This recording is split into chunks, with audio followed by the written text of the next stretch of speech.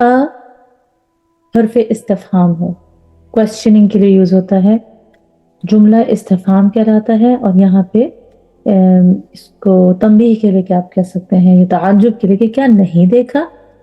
तरा, रॉ, हमजा, या इसके रूट लेटर्स हैं और इसका मतलब होता है देखना। मगर यहाँ पे इल्म के मानी में आता है कि क्या नहीं तुम्हें इल्म। और ये फेल मुदारे है। फेल मुदारे प्रेजेंट और फ्यूचर टेंस को कहते हैं।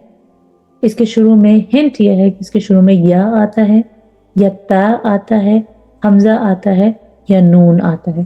जैसे अगर हम यहाँ देखें, यहाँ ता है तो क्या तुमने नहीं देखा। इससे पहले फेले मुदारे के जब लम आ जाए तो ये दो चीजें करता है। एक तो ये इसे नेगेटिव पे ले जाता है और एक ये इसे पास्ट में ले जाता है। लम के दो अमल होते हैं। ये फेले मुदारे यानी प्रेजेंट और फ्यूचर को पास्ट में ले जाता है, मादी में ले जाता है, और दूसरा इसे नेगेटिव में ले जाता है। क्या नहीं देखा आपने। खिताब अगेन प्रॉफिट मोहम्मद सल्लल्लाहु अलैहि वसल्लम से हो रहा है कि क्या नहीं आपको इल्म। कैफा, कैफा का मतलब ये नहीं होता कि क्या किया, कैफा का मतलब होता है कैसे किया, किस तरह किया। जैसे हम कहते हैं कैफा हाल, कैसे किया। फ़अला, किसने किया। फ़अला, आपके रब ने। रब का फ़ाइल है कि आपने नहीं देखा, आपको मालूम नहीं है। कुछ ही तो अरसे पहले की बात है कि तुम्हारे रब ने क्या किया, कैसे किया, किस तरह किया। बि अस्हाबिल फील, हाथी वालों के। अब ये फील जो है ये एक वाहिद है, जमा नहीं है। इससे भी पता चलता है कि क्या पता वहां एक हाथी सिर्फ क्या हो जो कि महमूद था। असहाब तो जमा है मगर हाथी वालों के साथ, हाथ बहुत सारे हाथी वालों के साथ नहीं, सिर्फ एक हाथी। यहाँ फील एक वाहिद के तौर पे आया है, मुफरत के तौर पे आया है, बि अस्हाबिल फील।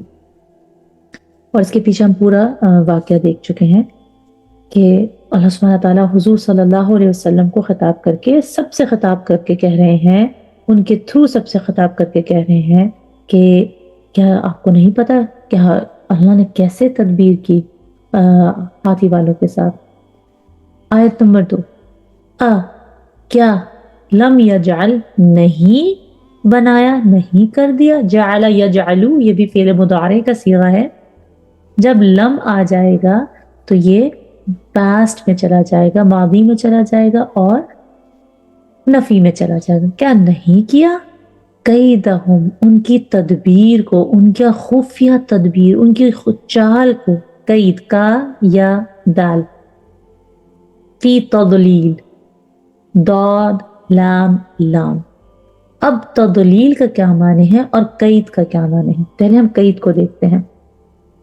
कैद कहते हैं खुफिया तदबीर या चाल को। मगर सवाल ये पैदा होता है कि वो तो अलल ऐलान काबे पर हमला करने आया था, कोई खुफिया तरफ पे तो नहीं आया था। और वो तो कहता था मैं काबे पर हमला करने आया हूं।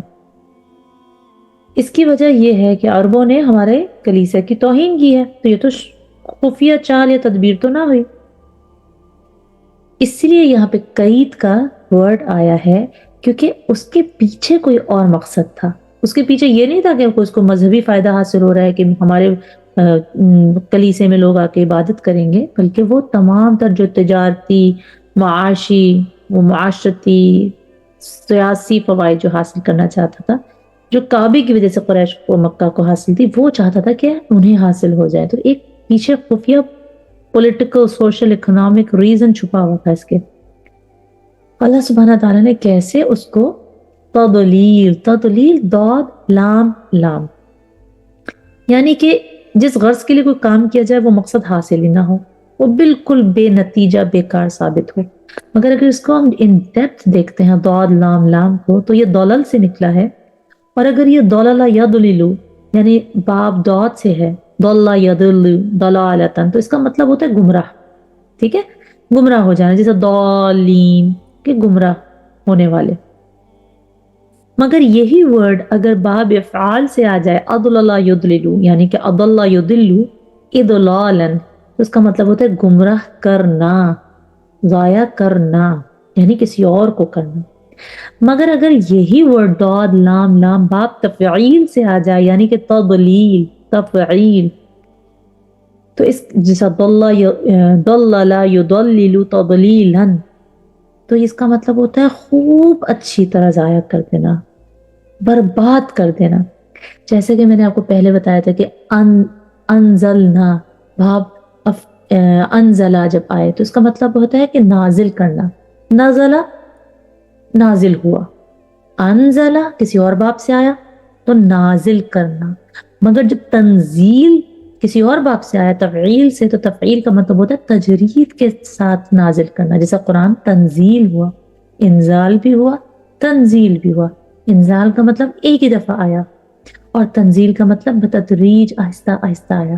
تو تضلیل میں نا یہ کنٹینیوٹی ہوتی ہے کہ بہت ایسی اللہ سبحانہ تعالیٰ نے تدبیر کی کہ وہ آہستہ آہستہ آہستہ بالکل بیکار، بالکل ختم ہو گئی. یہاں پہ گمراہ کرنے کا مقصد لکھا ہوا ہے ترجمہ، مگر ایکچولی اس کا مطلب ہے اچھی طرح، خوب اچھی طرح ضائع کر دینا ان کی تدبیر کو، خوب اچھی طرح برباد کر دینا کہ آئندہ تک نسلیں ان کی یاد رکھیں. وَأَرْسَلَ عَلَيْهِمْ طَيْرًا أَبَابِيلَ، را سین لام، ارسل یہ رسالہ سے ہے بھیجنا. مگر مزے کی بات یہ ہے کہ جب ارسل الا آ جائے، ارسل الیہم اگر ہوتا تو اس کا مطلب ہوتا ہے ان پر بھیجا. مگر ارسل علی اگر آ جائے، ارسل علیہم تو اس کا مطلب ہوتا ہے مسلط کر دینا، مسلط کر دیا. تو اللہ سبحانہ تعالیٰ نے مسلط کر دیا ان پہ. یہ باب افعال کا صیغہ ہے. ارسل علیہم، کیا مسلط کر دیا اللہ سبحانہ تعالیٰ نے ان پر؟ طیر، پرندے یا جانور کو طیر کہتے ہیں، طا یا را. واحد، جمع، مذکر، مؤنث سب کے لیے طیر کا ورڈ آتا ہے. ایک ہی ورڈ سب کے لیے استعمال ہوتا ہے، طیر. تو اس کا مطلب ہے یہاں پہ جمع کی بات ہو رہی ہے کہ بہت سارے پرندے، طیرن. اب لوگ سمجھتے ہیں کہ پرندے کا نام ہے ابابیل، مگر یہاں پہ اگر ہم دیکھیں بعد میں ابابیل نام رکھ دیا گیا، مگر ادھر جو ابابیل کا مطلب ہے اس کا مطلب ہے جھنڈ کے جھنڈ، گروہ در گروہ. اتنے سارے پرندے تھے، سمجھے کہ اگر 60,000 کی قوم تھی تو 60,000 ہی پرندے تھے کہ ہر ایک کے چونچوں میں اور بیک میں اور کلاز میں وہ کنکر نام کے تھے. تو کتنے سارے جھنڈ کے جھنڈ، یہ موصوف ہے اور یہ صفت ہے. طیرن موصوف، ابابیل اس کی صفت. کیسے پتا چلا کہ دونوں کے اعراب بھی سیم ہے؟ طیرن ابابیلا. تو اس کا مطلب ہے کہ ایسے پرندے جو گروہ در گروہ ان کے اوپر مسلط ہو گئے، جھنڈ کے جھنڈ. ترمیہم بحجارۃ من سجیل، ترمیہم یہ بھی مضارع کا صیغہ ہے. ہم کو آپ ہٹا دیں، ہمیشہ پروناؤن کو ہٹا کے دیکھا کریں. تو یہ رما یرمی سے نکلا ہے، را میم یا. ترمی کے معنی ہے یا رمیون کے معنی ہے پھینکنے کے. مگر کیسے پھینکنے کے؟ جیسا تیر پھینکا جائے یا پھر نشانہ بالکل مار کے پھینکا جائے، اس کو کہتے ہیں رما یرمی. اللہ تعالیٰ نے یہ نہیں فرمایا کہ پرندے ان پر کنکر گرا رہے تھے یا گراتے تھے، بلکہ فرمایا نشانہ بنا کر پھینک رہے تھے. یعنی کہ ایک ایک تیر اندازی کے لیے بھی جس طرح رمی استعمال ہوتا ہے، جس طرح ہم شیطان کو کنکریاں ماری جاتی ہیں، بالکل نشانے کے طور پہ ماری جاتی نا حج کے دوران، جو اس کو رمی جمرات کہتے ہیں. تو اور مزے کی بات یہ ہے کہ اللہ سبحانہ تعالیٰ نے قرآن میں تہمت لگانے کو بھی رمی کے ہی لفظ سے یوز کیا ہے. والذین یرمون المحصنات، جو لوگ پاک دامن عورتوں کو بدکاری کا عیب لگائیں. سبحان اللہ، کیوں عیب لگانے کو اور کسی پر تہمت لگانے کو رمی سے کیوں تعبیر کیا گیا ہے؟ کیونکہ وہ بھی نشانے مار مار کے ہم لگاتے ہیں نا کسی پر تہمت. سبحان اللہ، کسی کو نشانہ بناتے ہیں. تو اللہ سبحانہ تعالیٰ نے وہی ورڈ یوز کیا ہے کہ ترمیہم.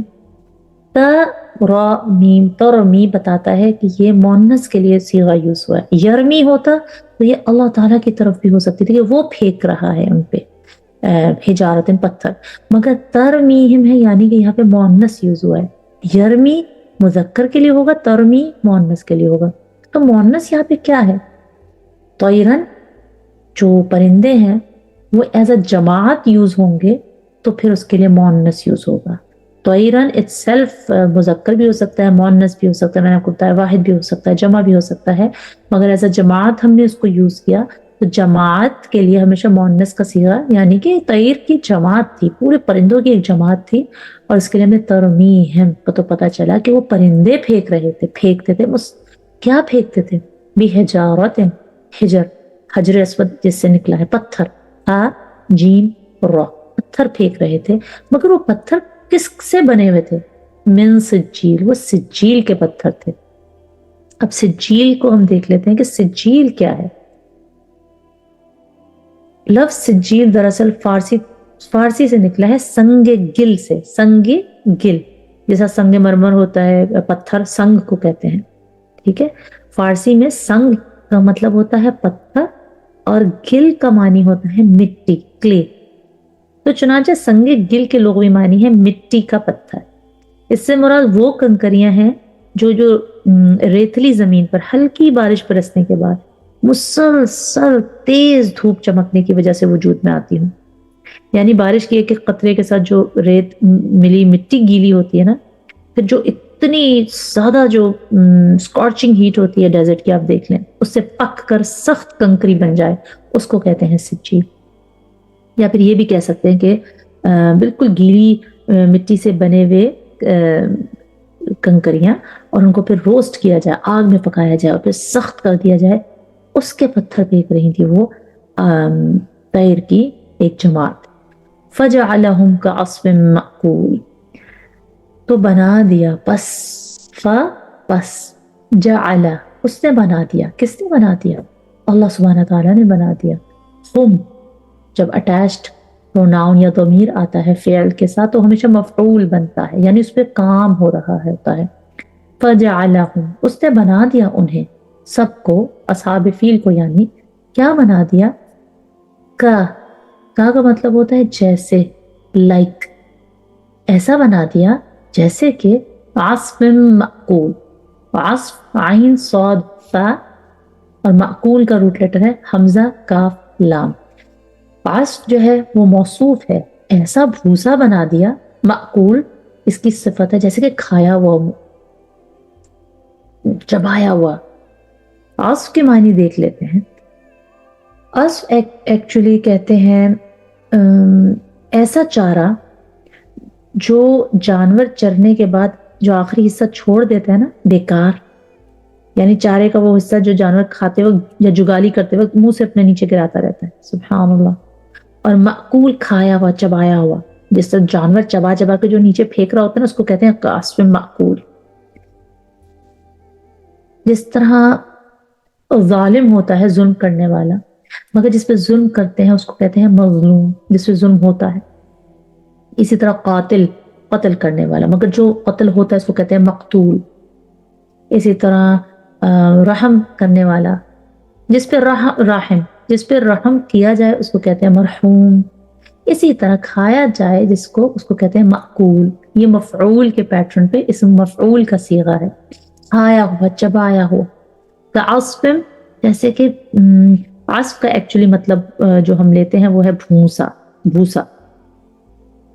حضرت ابن عباس کے قول کے مطابق عصف وہ چھلکا ہے جو گیہوں کے دانے پر ہوتا ہے، اور سورہ رحمان میں بھی اسی معنی میں آیا ہے۔ ارشاد باری تعالیٰ ہے وَالْحَبُّ ذُو الْعَصْفِ وَالرَّيْحَانِ، یعنی کہ اس میں اناج ہے، غلے ہیں، یعنی بھوسے والے، ذو العصف، بھوسے والے، ذو میں نے آپ کو بتایا تھا ہوتا ہے پوزیسر آف، والا، عصف والا غلے ہیں، عصف والی اناج ہے، والریحان، اور پھر اس میں خوشبودار پھول بھی ہیں، یعنی سویٹن پلانٹس بھی ہیں، یا سینٹڈ ہربس کہنے وہ بھی ہیں۔